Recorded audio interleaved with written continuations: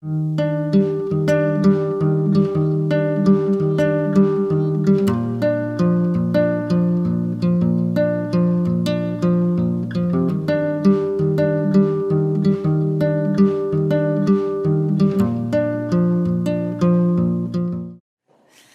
y estaréis todos preguntándoos, ¿este año tenemos datos de REMER? Porque habitualmente solemos colgar unos días antes el PDF y, como veis, este año todavía no está colgado. Bueno, pues os diré que los tenemos, pero los tenemos in extremis y bueno, pues tenemos una serie de problemas que voy a explicaros ahora y que tendremos que resolver, algunos de ellos la Junta Directiva con especial responsabilidad, pero otros creo que son responsabilidad de todos. Contaba esto en la sesión de registros de la SEN del año pasado y he traído aquí un poco para poner en contexto y quizás incluso por justificación de por qué no tenéis el PDF habitual sobre la historia de REMER y dónde estamos. REMER hubo un registro incipiente en los años 90 que se rompe cuando llega el momento de las transferencias del INSALUZ a la Comunidad de Madrid. Y en el 2008 se publica en el BOCAM la obligación de tener un registro de pacientes renales de la Comunidad de Madrid, digamos de obligado cumplimiento por parte de todos los que damos asistencia sanitaria a este tipo de pacientes, y se crea una aplicación en 2010.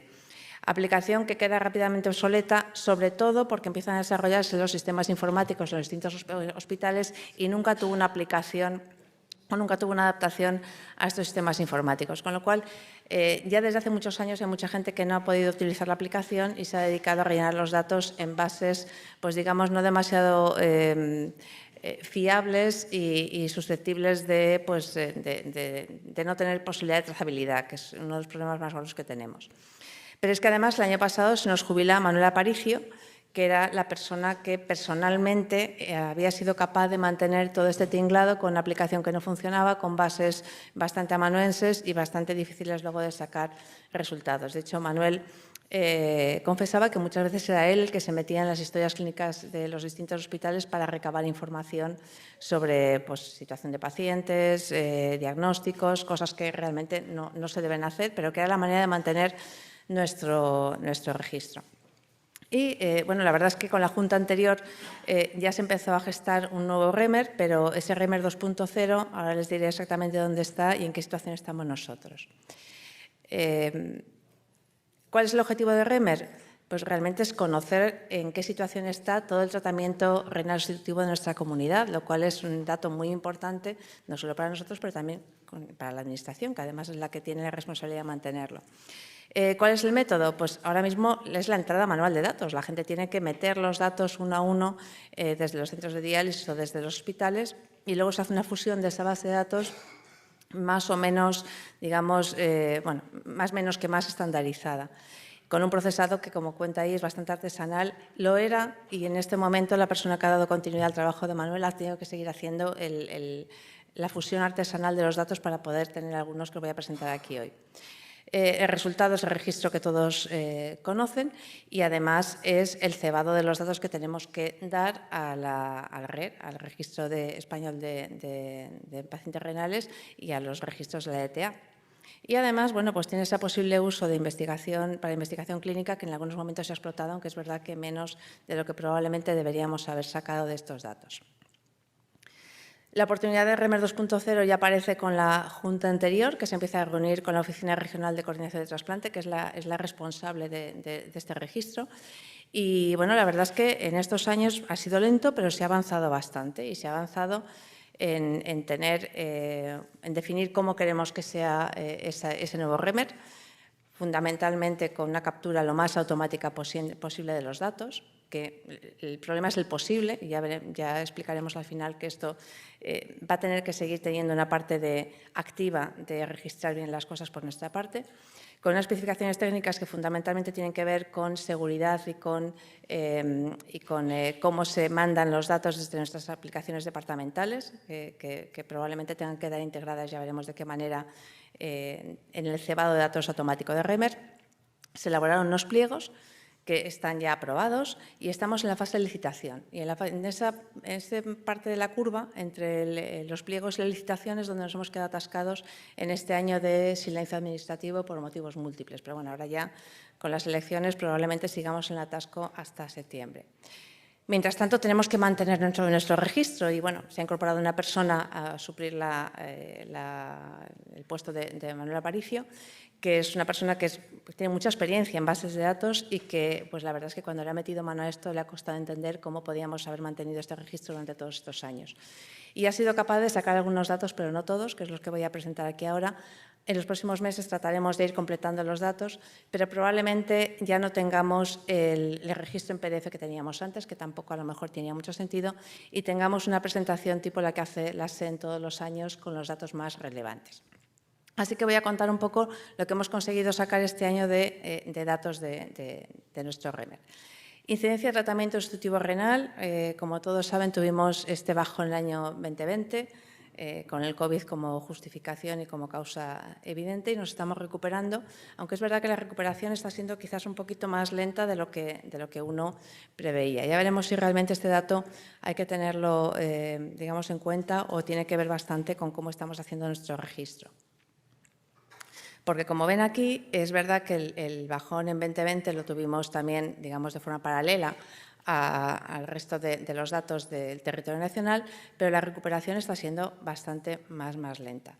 Y, bueno, aunque esto uno puede pensar que Madrid tuvo una pandemia un poco más severa, sobre todo en las fases iniciales, que el resto de comunidades, luego los datos de entrada por años, pues, por sesgo de edad y demás, no son tan relevantes, ¿no? La gente con más añosa sigue entrando igual que la gente más joven. Quiero decir, no sé si realmente esta variabilidad corresponde a un dato real o nuevamente a que nuestros datos están siendo poco fiables. Lo que sí se mantiene, y es algo muy llamativo, es el bajón en la tasa en la incidencia de trasplante renal como técnica sustitutiva. Y esto no empieza con el COVID, esto empieza un poco antes, con lo cual el COVID efectivamente ha venido a acentuar algo que ya conocíamos que era un problema y que seguimos teniendo ahí, que de momento, como ven, bueno, estamos, digamos, en fase de resolución, pero solo en fase. No hemos conseguido volver a cómo estábamos antes. Hablábamos el año pasado de esto. Teníamos unos datos de incidentes con muchísima diferencia en algunas áreas de Madrid y hablábamos de si el sesgo podía ser la edad, o si había otras causas, por ejemplo, en el Hospital del Escorial. Pensábamos que a lo mejor el no tener nefrólogo de presencia podía estar causando una remisión tardía de los pacientes, y eso es un dato al que le dimos bastantes vueltas. Pero ¿cuál ha sido nuestra sorpresa cuando este año hemos visto una realidad completamente distinta? Es decir, no tiene nada que ver el rango de entrada en diálisis por edad y ajustada a población y dependiendo del centro respecto al año pasado, lo cual nos hace plantearnos que aquí tenemos un problema. Tenemos mucha variabilidad de un año para otro en los distintos hospitales en cuanto a tasas de incidentes, cosa que yo no creo que se justifique porque la enfermedad renal no suele tener clústeres epidémicos por áreas, ¿no? Y los rangos etarios se mantienen bastante de un año para otro. O tenemos un gran problema de validez de los datos, que me temo que va a ser la causa de estas variabilidades que vemos un año a otro, y es que es verdad que la persona que se ha encargado este año de REMER pues se ha quejado mucho de que algunos datos de incidencia realmente no eran creíbles, que había hospitales que habían mandado datos de incidentes muy inferiores a los de los últimos 10 años y con dudas de si realmente eso era real o no. Tipos de técnicas, nos pasa un poco lo mismo. Es verdad que las técnicas siempre son muy poco homogéneas entre distintos centros. Hay centros que meten más pacientes en peritoneal, hay centros que trasplantan más, pero hay centros que llaman la atención que no tengan un solo paciente incidente en diálisis peritoneal durante un año. Y yo creo que nuevamente eso es más un problema del dato que se genera que realmente de incidencia real, ¿no? Estos datos son bastante similares a los que tenemos siempre y parecidos también a los que da la SEN y la ETA, es decir, la incidencia en mujeres es significativamente menor que en varones, entre la mitad y una tercera parte. Probablemente hay muchas causas y creo que en gran parte la evolución de la enfermedad renal es distinta, pero puede que también haya un acceso un poco más tardío de las mujeres a diálisis. Y en cuanto al sesgo, a los datos de edad en pacientes incidentes, mantenemos la tendencia de que en nuestras poblaciones metemos cada vez pacientes de mayor edad en diálisis, ¿no? Esto es algo que es consistente en el tiempo y que bueno, pues parece que va para adelante, probablemente también porque los pacientes llegan mejor a edades más avanzadas, lo cual pues siempre es bueno. Y nuevamente, por hospitales, una diferencia importante. Si tienen ustedes enfermedad renal y son añosos, vengas a puerta de hierro porque les metemos en diálisis. Creo que el 60% de nuestros pacientes tienen más de 75 años. O sea, que es verdad que tenemos muchas residencias y probablemente eso justifique este dato porque el Escorial, que es una población que tienen debajo, que tiene una edad parecida, incluso un poquito más alta que la zona de Majadahonda y Pozuelo, como ven, la incidencia en añosos no es tan alta. Pero bueno, es verdad que en todos los centros el porcentaje de pacientes con más de 75 años es importante, con lo cual tenemos pacientes cada vez más añosos en diálisis. Etiología de la enfermedad renal en los pacientes incidentes. Como ven, la diabetes sigue siendo una causa muy importante, no está disminuyendo. Y esto es un dato que concuerda con lo que presentan los datos de otros registros, incluidos la ETA. Es verdad que tenemos fármacos excelentes para el tratamiento de la enfermedad renal asociada a diabetes, pero o ese resultado no está llegando todavía o la tasa de implementación de esos fármacos todavía no está siendo la que debiera. Pero tenemos otro problema más importante y es que la tasa de no afiliadas está aumentando. Y esto no debería ser así. Cada vez podemos diagnosticar más y mejor. Estamos hablando de hacer despistaje genético de las causas de enfermedad renal, pero desde luego tenemos herramientas para categorizar a los pacientes un poquito mejor dentro de todo esto que la no afiliada. La no afiliada no vuelve a ser un dato que indica que estamos cuidando poco nuestros datos. Y esto no puede ser. Tenemos que cambiar esta situación.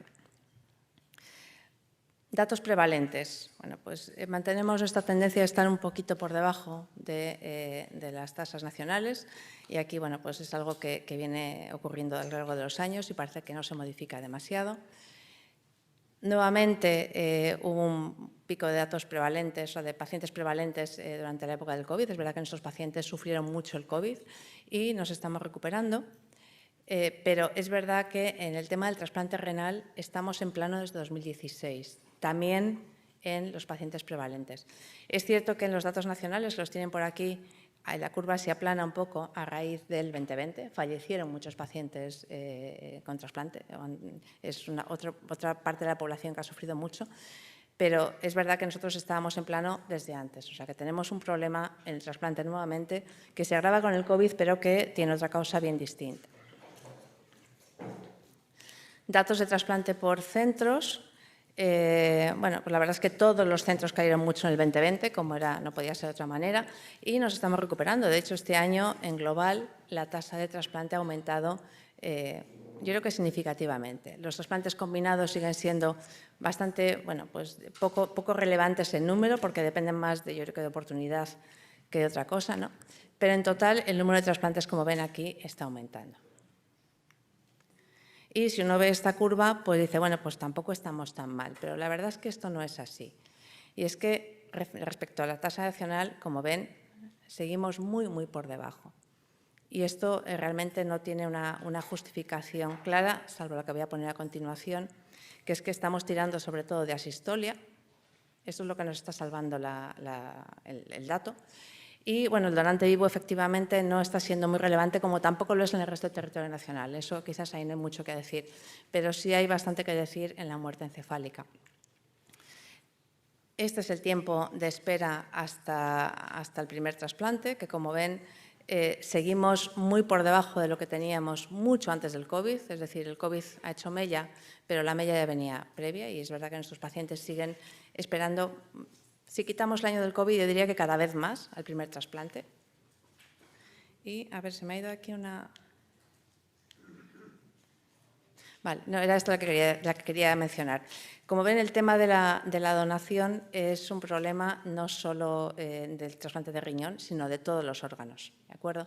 Es decir, nuestra falta de trasplante o nuestro defecto de trasplante respecto al resto de la de la sociedad, del territorio nacional. No es que nosotros no queramos trasplantar, bueno, a lo mejor sí, pero sobre todo tenemos mucha menos donación y esto evidentemente afecta a todo el órgano sólido y probablemente es aquí donde tengamos que poner el primer punto de mira, no digo que sea el único. Bien, esto que le hemos mencionado. Y la mortalidad, bueno, pues este es el único dato que tenemos este año, no tenemos mortalidades por causa, aunque bueno, ya me han dicho que ese dato es complicado y probablemente no sea muy fiable, pero sí parece que el dato global hemos vuelto a la era pre-COVID, lo cual, bueno, yo creo que es para felicitarnos y para un poco respirar, ¿no? Y hasta aquí los datos de REMER de este año.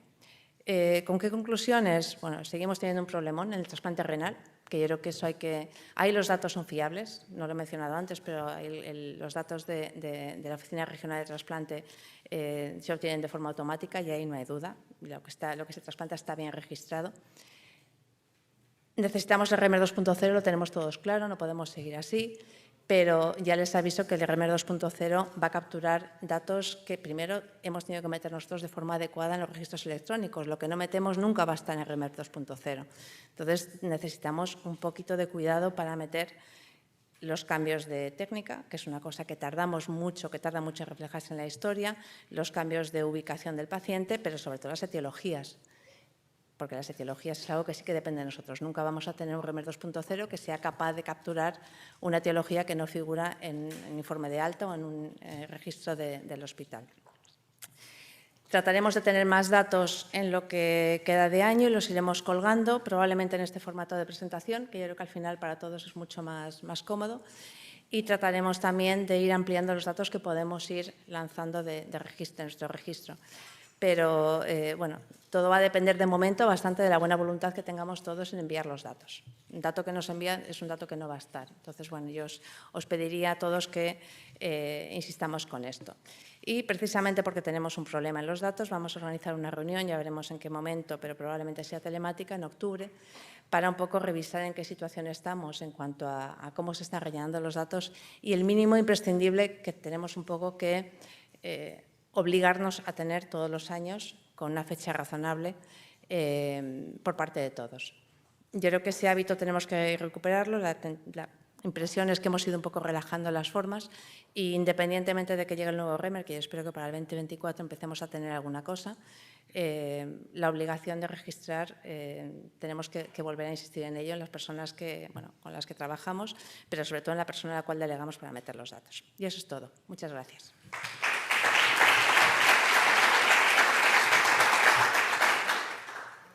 Tenemos un rato largo para preguntas, dudas, cuestiones.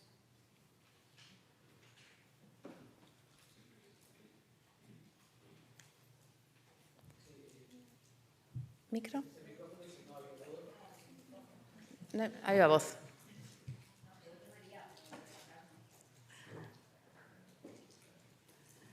Estás reclamando, pero si no, yo creo que se te oye, Roberto. O si quieres...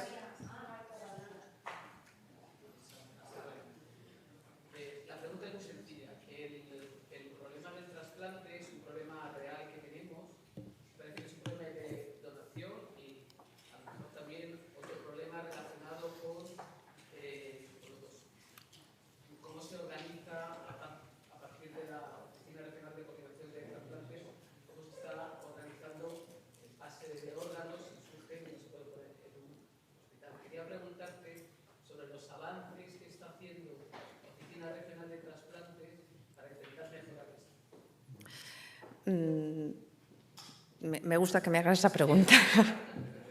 Bueno, como todos sabéis, se ha intentado hacer una lista un poco única para los injertos que proceden de centros no trasplantadores y eso ha dado, bueno, pues ha generado unos cuantos injertos que se han movido según criterios de compatibilidad, edad y demás. Pero la fase de lista única o de sacar pacientes que lleven más tiempo a una lista conjunta, hasta donde yo sé, hasta que hay otro portugués que ha ido a más reuniones, está bastante parada. Se está reformulando la forma de retribución del trasplante, que quizás es una de las cosas que, bueno, lleva mucho rato explicar porque la forma de retribución puede incidir en esta historia, ¿no? Pero todos entendemos que eso es importante y se ha quedado también ahí atascada desde hace unos cuantos, pues yo diría que por lo menos 2 años.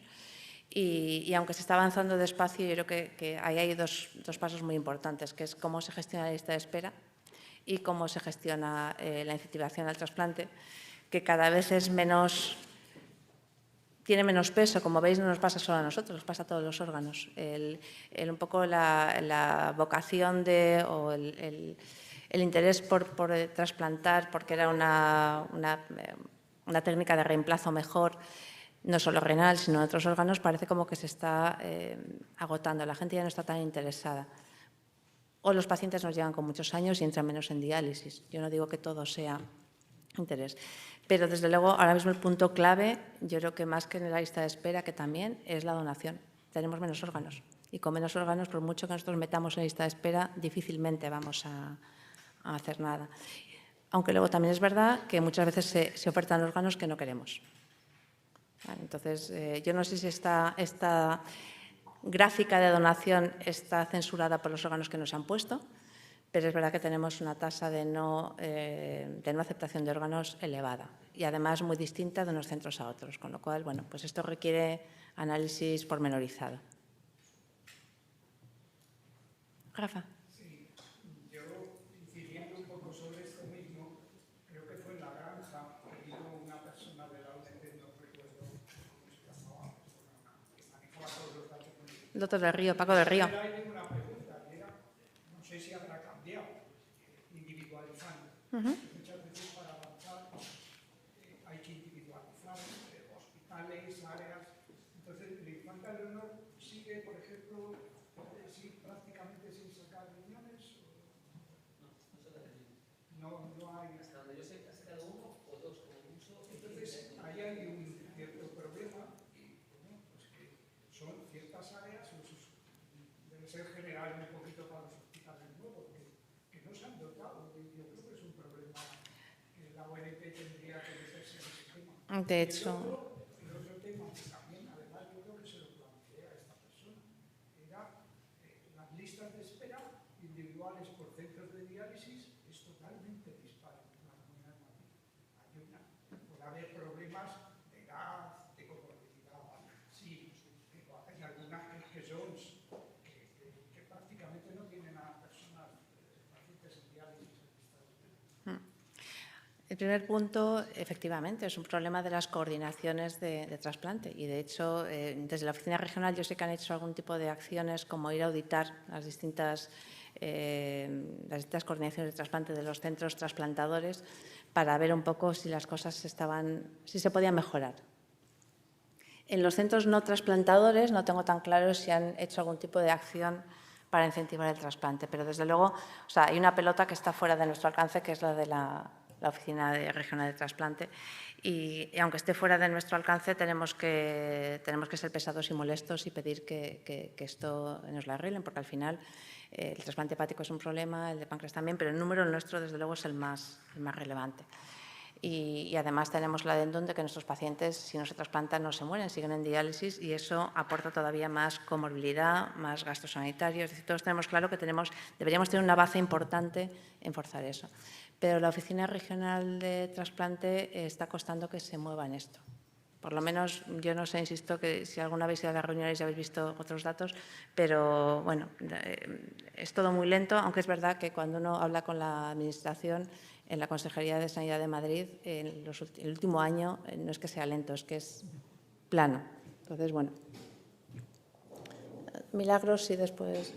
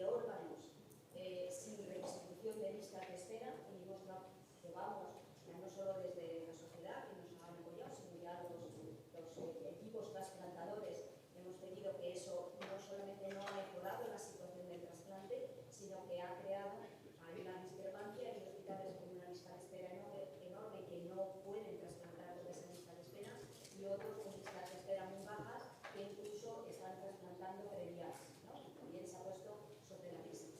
Y la última es que hemos tenido una reunión con los de servicio de trasplantadores hace 8 o 10 días online, donde se han vuelto a poner de manifiesto estos problemas. Nos han pedido que mandemos un escrito con sugerencias a la coordinación autonómica, cómo creemos los equipos trasplantadores que podemos ayudar a resolver estos problemas. Está pendiente de una nueva reunión. Pero el problema de base es que la casa de donación ha caído significativamente. Entonces, si hay pocos órganos, pues se podrán redistribuir entre unos hospitales y otros, pero poco más. Los hospitales no trasplantadores no generan, salvo por los que históricamente han generado órganos. Hay poca donación, tal como Vallecas u otros, que seguro que tienen que tener donantes, sobre todo en las historias, ¿no? Que ha crecido en todo el país. Seguro que hay donantes que nos están tomando. Y luego, en cuanto a órganos no afectados, también, por ejemplo, nosotros, que somos un hospital que tradicionalmente aceptamos órganos añosos, con morbilidad, etc., ha habido problemas de preservación, de mala extracción o de ofertas que se contarán ahí como donantes, pero a lo mejor uno de los últimos recuerdo que era un donante lleno de adenopatías cuando se hizo la extracción. Quiero decir que se han habido problemas y que el último nosotros, por ejemplo, nos pudo afectar con un problema de preservación. Vino el riñón de otro dentro, como sabe. Entonces hay muchos problemas, efectivamente, no es único. Pero nos está costando mucho, ¿no?, a los servicios, pues ver una respuesta ágil por parte de la coordinación autonómica. Nos reúnen, nos piden informes, se los mandamos, y yo, por ejemplo, por insistencia, después de un año, ¿no?, que nos iban a haber convocado, por insistencia hemos conseguido una reunión ahora, después de un año. Pues ahí pues, estamos, pues, tal como lo veo, que hay más jefes de servicio que han participado en estas reuniones online, podéis plantear vosotros cuál es vuestra visión.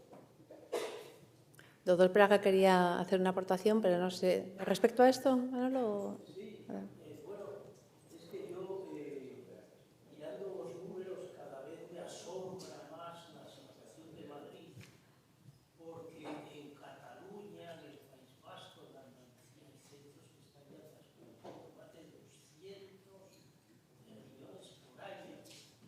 200 millones por año. Madrid se ha quedado como una excepción. Yo ya no estoy en esto, pero me asombra que siga el mismo coordinador autonómico.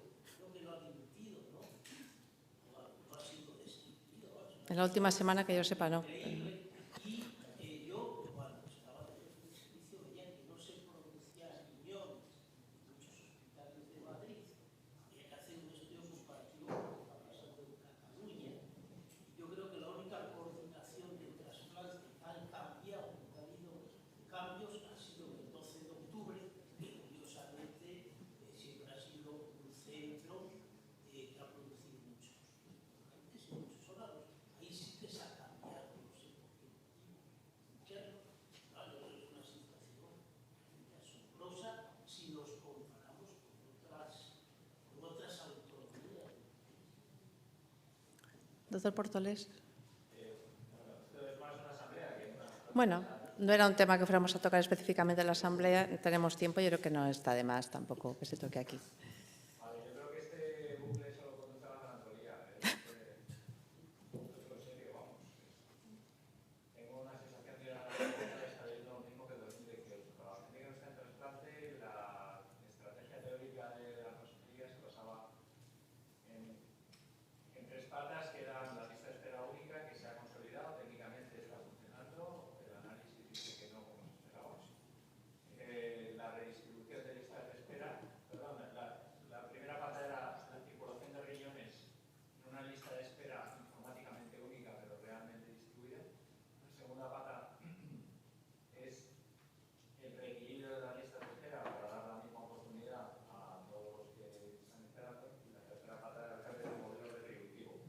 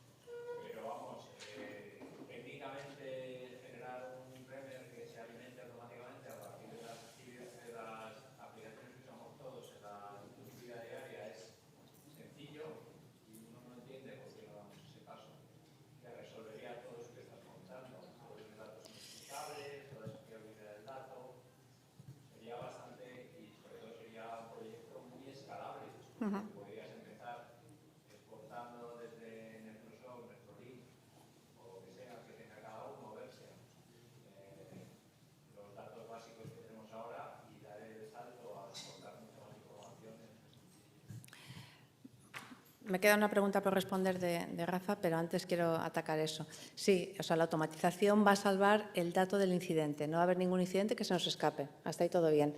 Pero, por ejemplo, la etiología no. La etiología o la metemos bien en nuestra aplicación departamental o eso nunca va a aparecer espontáneamente desde ningún dato, porque a lo mejor es que ni siquiera lo tenemos registrado en el informe de alta que tenga el paciente, que a lo mejor no tiene ningún informe de alta nuestro. O sea, ahí está eso, el acceso vascular. O sea, hay una serie de cosas que vamos a tener que preocuparnos de que esté adecuadamente reflejado en nuestra aplicación, la que utilicemos.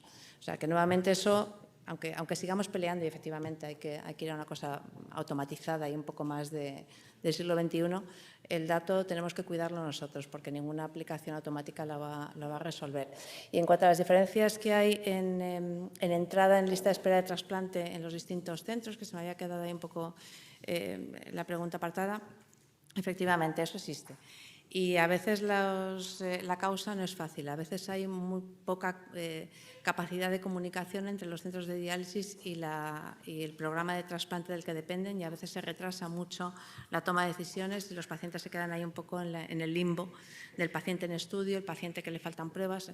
Entonces, bueno, vamos a hacer una reunión con los centros de diálisis que ya os contaré un poco más adelante y ese es un tema que podemos empezar también a abordar, cómo podemos un poco facilitar eso, porque a lo mejor no es un tema de voluntad, me cuesta pensar que sea eso, y es más un tema de accesibilidad. Y eso yo creo que a lo mejor sí que podemos facilitarlo de alguna manera. Gemma.